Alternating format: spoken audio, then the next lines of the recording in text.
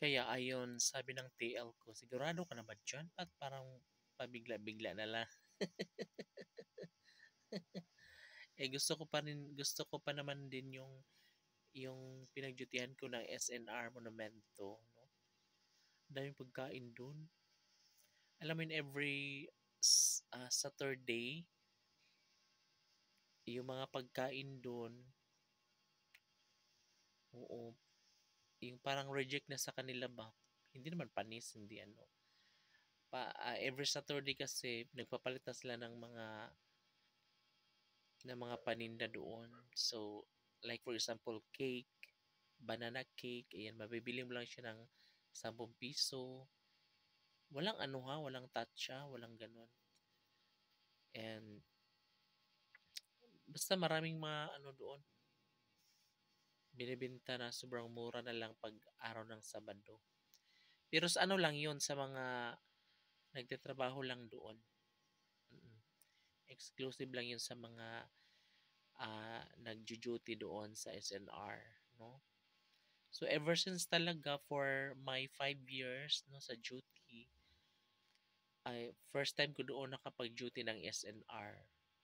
Yun lang yung 1 month na 12 days lang yung pasok kasi nga pandemic. Tapos ano, before naman, guys, alam mo ba nung nag-start pa ako sa sa trabaho ko doon, di di pinapuntan ako ng team leader ko no doon sa Pure Gold BGC. Pure Gold ng BGC, sobrang higpit doon kasi nakita yung tattoo ko. Sobrang higpit. Akala mo naman, charot. Sabi ba naman ng manager doon, maldita, sabi niya sa akin. Ay, naku, hindi ka pwede dito kasi may tattoo ka. Bawal dito, may tattoo. Guard, palabasin mo na to. Huy! Chusera. Di wala akong nagawa, no? Tapos nalungkot ako. Ano ba yan? Maldita naman si manager. Oy. Maldita siya. Tapos, pilingon. Akala mo kung sino. Tapos, hindi. Nalungkot lang ako doon kasi dapat mag-training na ako doon mismo. Ngayon, nilipat na naman ako ng Mercury doon sa may Shangri-La. Sa may Shangri-La, ano ba yun? Cruising sa Mandaluyong. Hindi natuwa ako kasi malapit lang yun sa bahay. Isang sakay lang. Ay, dalawa kasi tricycle. Tas pagka nakarating na ako doon sa may mall, ano ko tawag ng mall na yun. Papunta na naman ako ng Star Mall. Yes, tama, Star Mall. Cruising.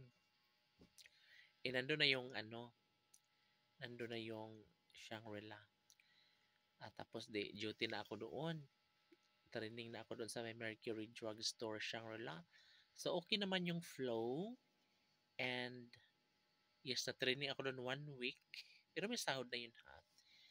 And then, pagkatapos noon ng training for 1 week, binigyan na ako ng sarili kong outlet. Yun na yung Makati Comembod Mercury Drugstore.